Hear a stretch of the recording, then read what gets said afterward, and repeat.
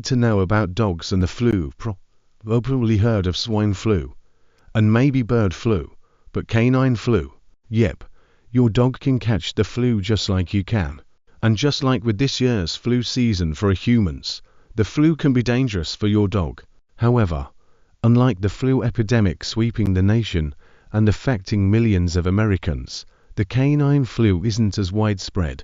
According to Cornell University College of Veterinary Medicine, which tracks the dog flu, also known as CIV or canine influenza virus, the disease is prevalent right now in only the following states: California, Illinois, Kentucky, Nevada, Ohio. Even so, the canine flu is nothing to sneeze at. As many as 10% of dogs who catch the flu will die from it. So even if you don't live in the states mentioned above, you should educate yourself on the dangers of the dog flu. One of the challenges with canine influenza is how contagious it is again, much like the human version.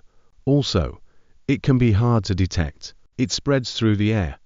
So even if your pet hasn't been hanging around the dog park, they could be at risk.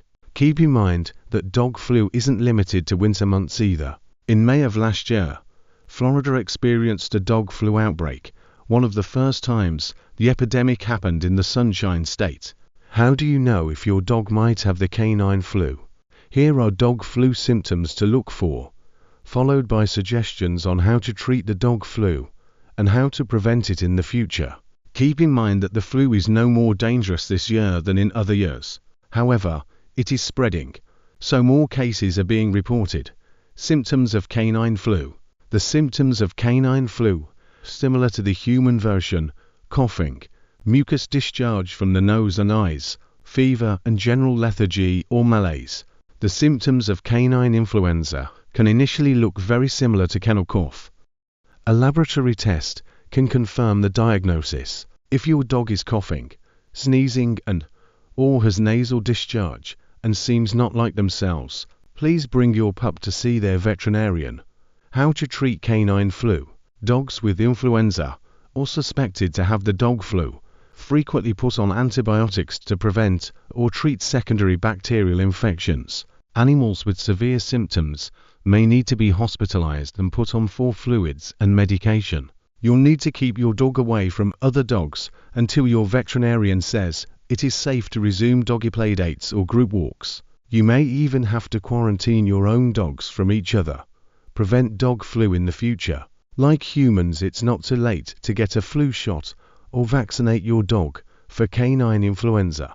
The vaccination will help prevent disease transmission, or, at least, lessen the symptoms if your dog is exposed.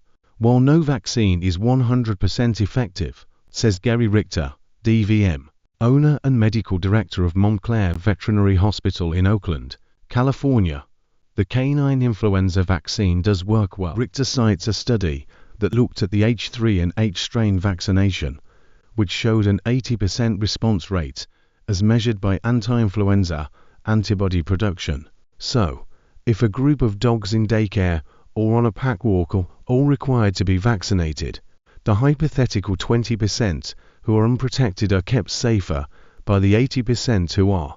This is a basis behind herd health immunity that says the majority of animals that are protected keep the unprotected minority safe. Not sure about vaccinating your dog against the canine flu? Richter suggestions making your vaccination decision based on where you live and the prevalence of the disease locally. Also take into consideration the dog's overall health and lifestyle. If your dog is not in a high-risk environment, lives in an area of low disease prevalence, or has a previous history of vaccine reactions, says Richter, you should consult a veterinarian to determine what the best course of action should be. In the same way that kids can catch the flu at school or daycare, the popularity of social spaces for dogs creates environments where the virus can spread to many dogs quite quickly.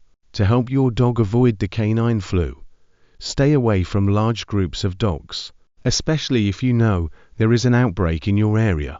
Indoor spaces, where disease transmission could happen more intensely, should be avoided if your dog is not vaccinated. If your dog goes to doggy daycare, and you think your dog has the flu or any other contagious disease, it is best to keep your pup home. If you can't work from home, you need to call in a dog sitter or a dog walker.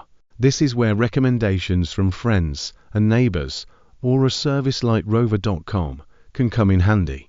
Rover says it provides one of the nation's largest network of highly rated pet sitters and dog walkers, which are accessible via the site or the Rover app.